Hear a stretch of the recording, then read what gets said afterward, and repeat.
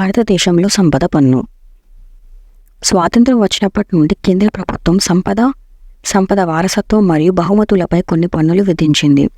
సంపద పన్నును తొలిసారిగా 1957లో విధించారు. దేశంలో అసమానతలు మరియు సంపదను తగ్గించడమే లక్ష్యం. అయినప్పటికీ అసమర్థమైన అమలు మరియు విస్తృతమైన ఎగవేత కారణంగా అవి ఎప్పుడూ ముఖ్యమైనవి కావు. సంపద పన్ను ప్రతి వ్యక్తి యొక్క కూడబెట్టిన సంపద లేదా ఆస్తిపై విధించబడుతుంది.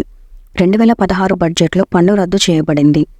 దీనికి సంబంధించిన అడిషనల్ ఇన్ఫర్మేషన్: ఆస్తి సుంకం, సంపద పన్ను మరియు వ్యయ పన్నుకు అనుబంధంగా 1958 ఏప్రిల్లో బహుమతి పన్ను విధించబడింది.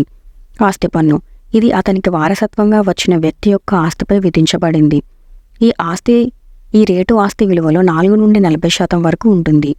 ఇది కేంద్ర ప్రభుత్వంచే విధించబడింది మరియు వసూలు చేయబడింది. అయితే ఆదాయం రాష్ట్రాలకు బదిలీ చేయబడింది. దిగుబడి చాలా తక్కువగా ఉన్నందున దీనిని మార్చి 1985లో రద్దు చేశారు. బహుమతి పన్ను ఏప్రిల్ 1958లో విధించబడింది. గత సంవత్సరంలో అందుకున్న బహుమతులపై ప్రతి ఆర్థిక సంవత్సరం వసూలు చేయబడుతుంది మరియు వసూలు చేయబడుతుంది. తక్కువ దిగుబడి కారణంగా 1998లో మళ్లీ రద్దు చేయబడింది.